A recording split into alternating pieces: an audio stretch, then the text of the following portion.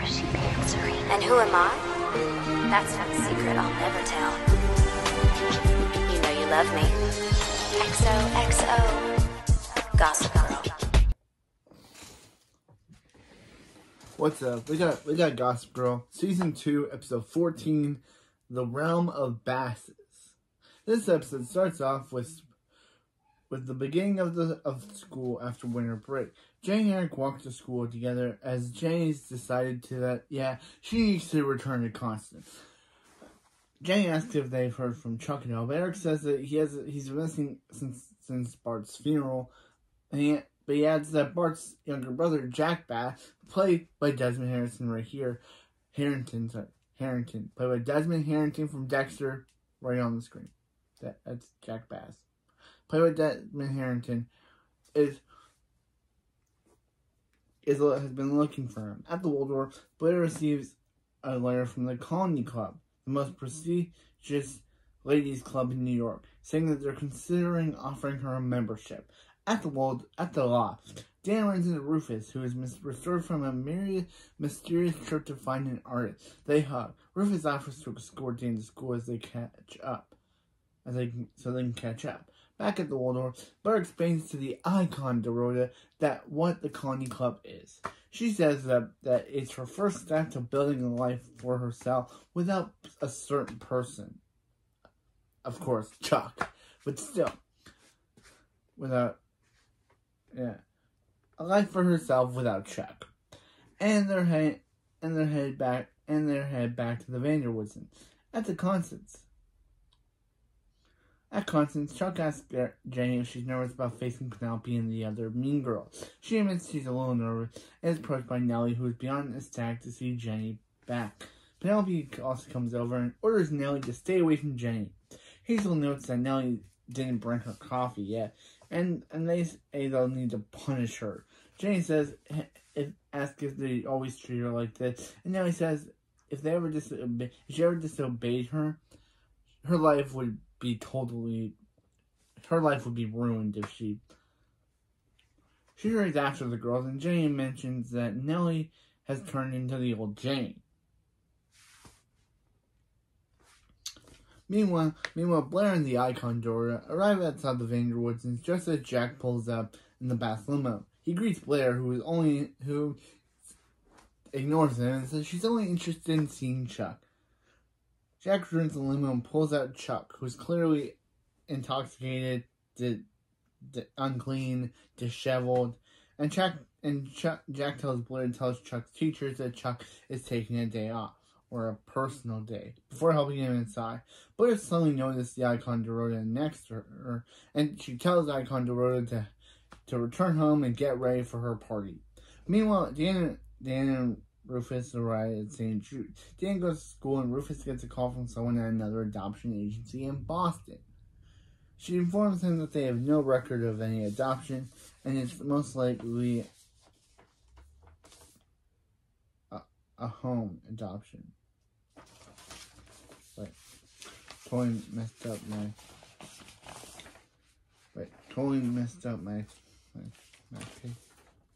Oh, private one. There. Most likely a private one.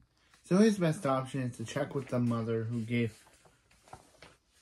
the baby up.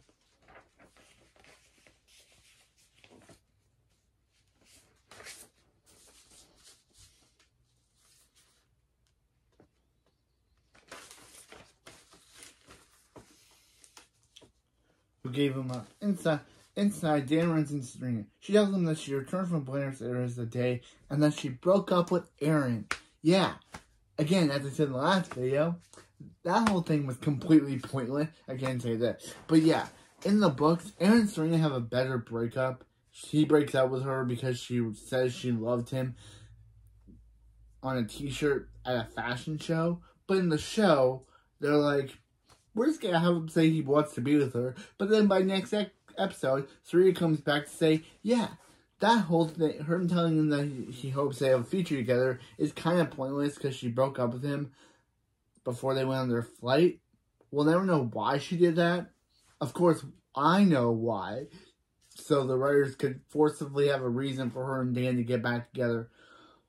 But and the reason for the show, we never get to know why they broke up.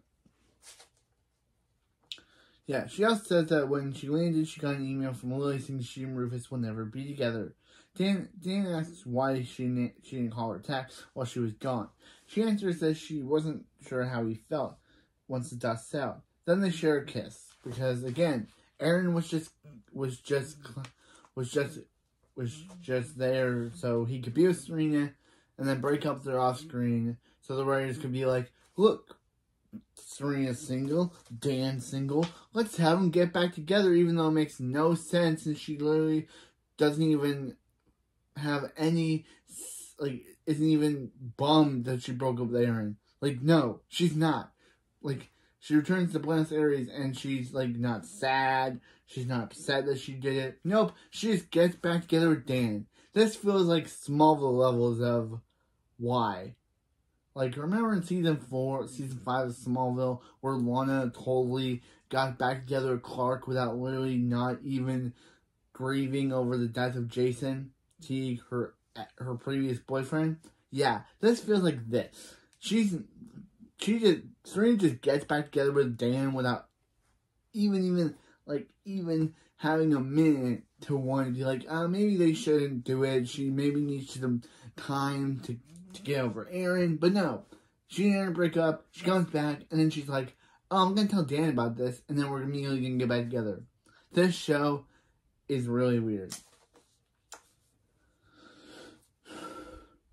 Brilliant. That afternoon, Blair tells Serena that she told Chuck she loved him. Serena's happy for her until Blair shares that he didn't say it back, then ran away. Serena assures her that Chuck will say it back. Then she announces that Serena and Dan are back together. Blair does not care in the slightest and is uninterested and walks away.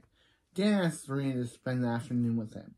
At the art gallery, Lily arrives to see Rufus. He demands to know where his child is, and Lily lets it slip that their baby was a boy.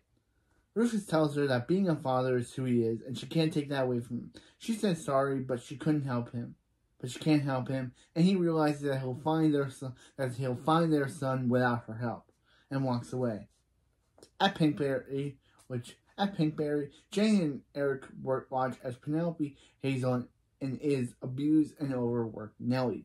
When Jane sees Penelope ask Nelly to clean her shoes, she decides nothing's enough and goes over there. She asks a word for Penelope and asks her to be nicer to Nelly. Penelope says she will, but then accidentally drops frozen yogurt on her shoe and orders Nelly to clean it off.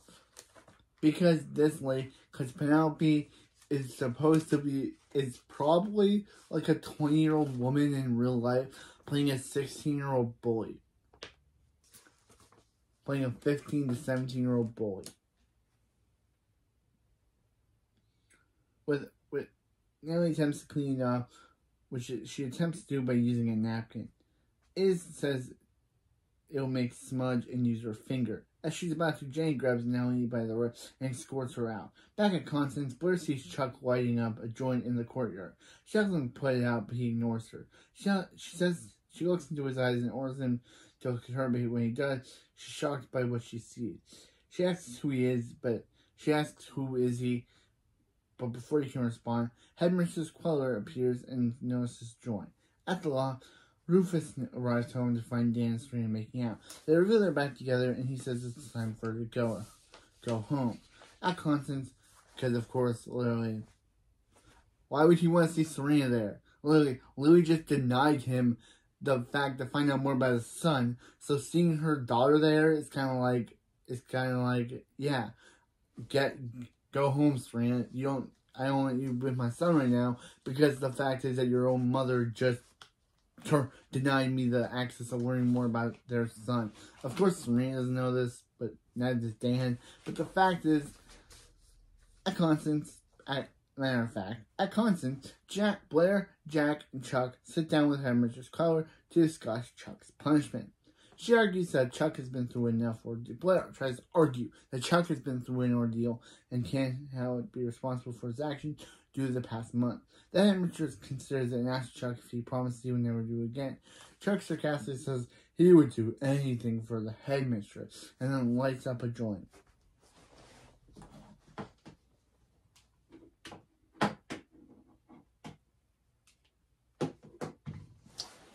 And leaves the room. And then he's like, how? And then Jack's like, how long will it take for what's going, like, how can they deal with this? That next day, Dan comes home breakfast and of course ignores Rufus. He tells Jane that Rufus doesn't want him dating Serena. Jane, of course, accused and says she didn't know they were back together. Rufus says he doesn't want to talk about it because, of course, he doesn't want to tell them the fact that Lily doesn't want him to find his own son. And Dan says it has to do with what happened between him and Lily before Christmas. Again, Jenny is confused and tries to play catch-up. Rufus tells them to mind their own business and to leave for school. At Constant, Jenny argues with Blair, Penelope, and Iz and Hazel on Jenny's behalf. They all look to Blair on a final decision whether Nelly can leave or if she has to stay. But Blair informs them that she doesn't care either way because she has enough going on, and she leaves. The girls wonder if they were just abandoned by Blair, Queen Bee, and by their Queen Bee Blair. Inside, Serena tells Dan that originally Rufus acted like she and Rufus were finally together happy, but it was over 3 hours later. She says they do something about finding out what happened, and then Blair comes up. She asks Serena if she's seen Chuck or if he came home the day before. Serena says she doesn't know and asks what's going on. Blair explains that the meeting with Headmistress Queller, and she's worried because when she looked in Chuck's eyes, she couldn't see him anymore. Concerned, Serena says if he doesn't show up by the night, she'll help Blair find him. Once Serena walks away, Blair calls the Icon Dorota to ask if everything for her party is done. She informs Miss Blair that the Icon Dorota informs her that informs Miss Blair that she has one errand to run before she's coming home. At Pinkberry, Penelope, Hazel, and Iz arrive to find Jenny and Eric and Nelly sitting at their table. While they order them to leave, a bunch of students from the school burst into play and begin sitting at all the tables. Penelope tells Jenny that she'll pay for this, and on her way out, she calls her dad to confirm to Mrs. Headmistress Queller that Penelope's being bullied. Meanwhile, of course, they don't know that Penelope's being the bully, but of course they're trying to get Jane in trouble. Meanwhile, Blair goes to Victrola, which I don't think we've seen in a very long time, to see Chuck in there. She finds him sitting with two girls kissing him while he drinks. He asks the woman for a moment alone, and Blair remarks that she thought he sold the club. He says he bought it back the night before, and she tells him to go home to the Vanderwoods. He reminds her that they are not his family, and he is throwing a party at the club that night. Bart tells him that all of this isn't him, but he says that Bart saw him better than anyone. And all he's doing is living up to his potential. He suggests that she let go of any fantasy she might have had them being together, and Ruby asks if she's going to leave or tell him she loved him again. At the loft, Dan and Serena find and loft empty. They start looking for everything they can that ties back to Lily. Serena finds an engagement ring and she suggests that he proposed, and Lily said no. But Dan said that's the ring Allison gave back before the hall. That's the ring Allison gave the ring back to Rufus for the holidays afterwards. She gets a letter from Blair saying she needs her now and decides to go and tells Dan to keep looking while she's gone. When she leaves, Dan goes through the bag Rufus took with him out of town, and he finds a map of Boston with several locations marked with a phone number. He dials the number and is shocked when he learns it's a number from an adoption agency. At the Waldorf, Blair arrives home and heads upstairs, where she sits and cries in front of a mirror. At Constant, Jane meets the Headmistress Queller as she's accused of bullying Penelope, Hazel, and Iz. Afterwards, Jane asks Nelly why Penelope is making such a big deal over not letting her quit. Jane reasons that maybe she's afraid she'll spill all of her secrets once she's out. Jane has a brain, and Jane gets a light bulb moment of a brainstorm. At the gallery, Rufus arrives to see Rufus. He demands to know what he's looking for in Boston. Rufus asks if Chuck said anything to him. Dan asks why Chuck knows something about their life, but he doesn't. Rufus walks away saying he can't talk about it, and Rufus asks for a day, then they can all talk about it the right way. Rufus says that they are way past that and leaves. At the Waldorf, Serena arrives and Blair tells her what happened to Chuck. The Colony Club ladies arrive, and Serena says if Chuck is really in trouble, they need to help him.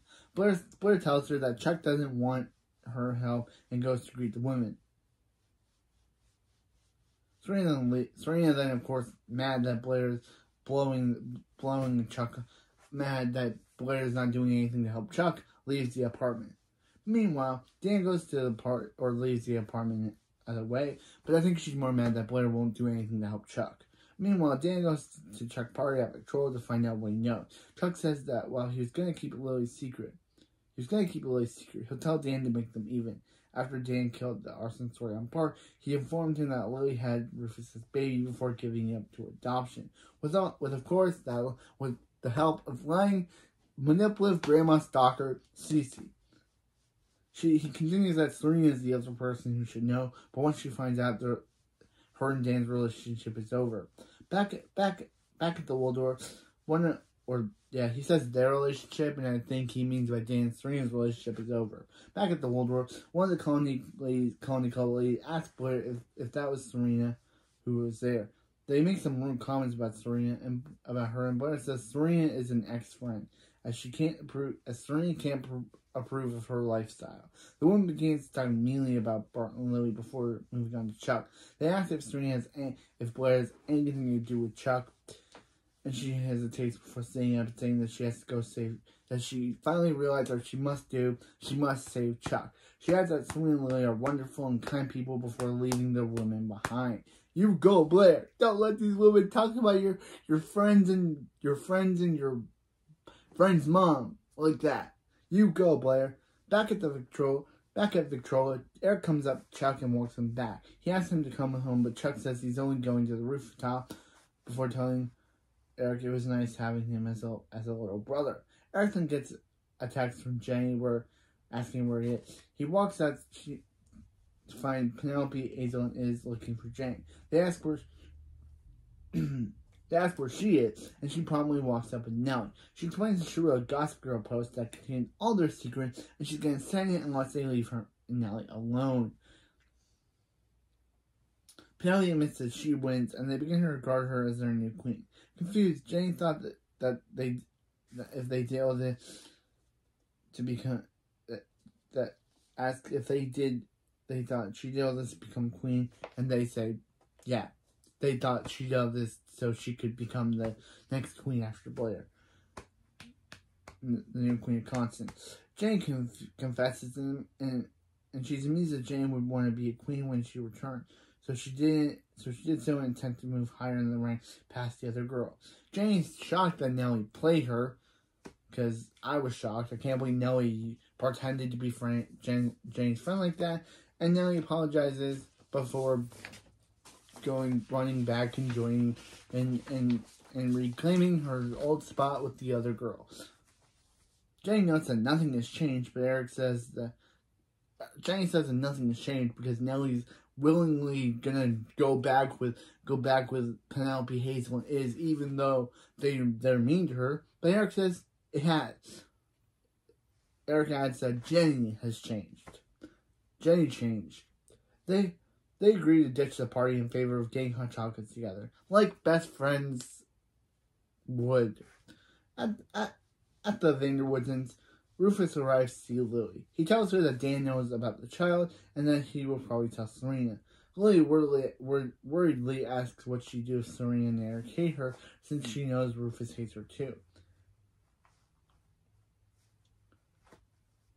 She admits that when she got pregnant, she wasn't ready to be a mother as a young, scared, heartbroken over Rufus. Rufus understands why she gave the kid up, but he's mad because she never told him. He continues to say that he doesn't hate Lily, and neither will her kids.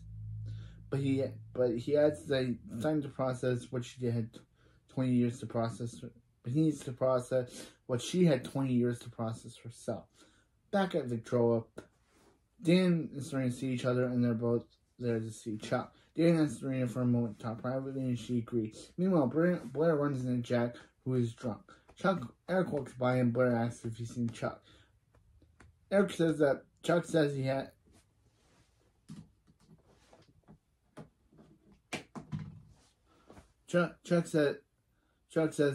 Eric says he has, and Chuck said something about going onto the roof and saying that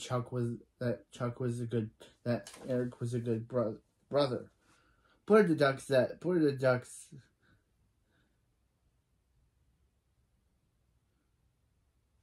where Cookie Duck says he's on the roof. Jack first tries to say, oh, he's probably blowing off some steam, but literally Blair's like, bro, you don't know Chuck. He's afraid of heights or something like that. So they go, Blair literally calls out Jack, saying that he doesn't know Chuck. So, as she does. So they go off to stop Chuck from trying to kill himself.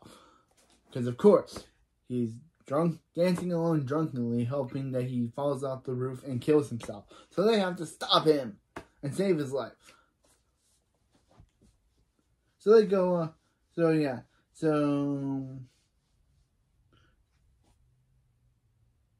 So Chuck dances alone all by himself on the edge before his bottle of alcohol drops all the way to the ground and to the street and it shatters. Of course, Blair and Jack go up to the rooftop where they find Chuck. Jack tells them to come down and go to the party, and that Bart wouldn't want this for him. Chuck replies that he knows that Bart never wanted Chuck at all.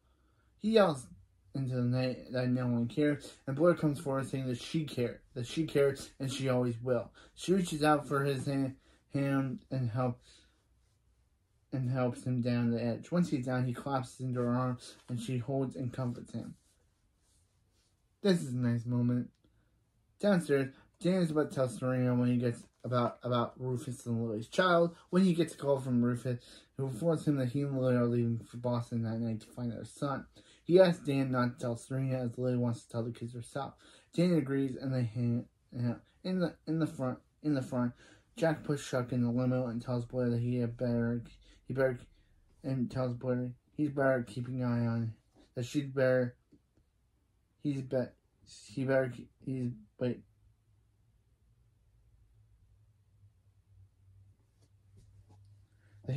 at keeping an eye on him than she is. Blair reminds him that Chuck can never find out what happened between her and Jack on New Year's. And Jack leaves with Chuck. Meanwhile, Blair and Chuck did some nasty in the past, I guess. Never going to say that, but still, it is the past. Meanwhile, Blair tells Serena that their parents are going away for a couple of days, and she promises that they'll be okay.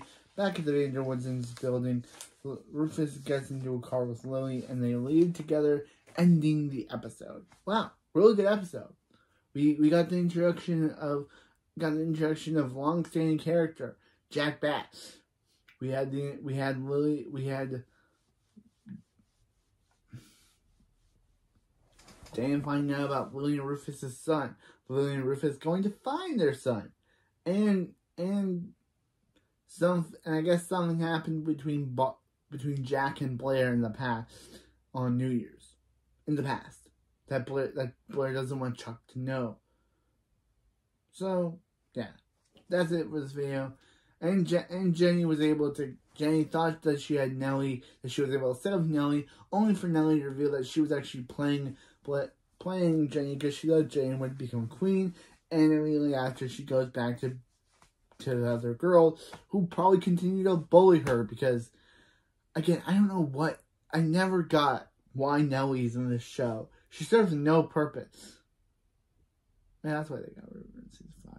But still, anyway. But that's it for this video, and I'll see you next time for season 2, episode 15, Gone with the Will. We are not done this season. I know that last season we landed on 18 episodes, but yeah, this season we go to 25 episodes. So, since we're almost halfway through this season, this really good season, I'm really excited to know what's going to happen. But anyway, that's it for this video, and I'll see you next time. Yo, you love me. XOXO. Gossip Girl.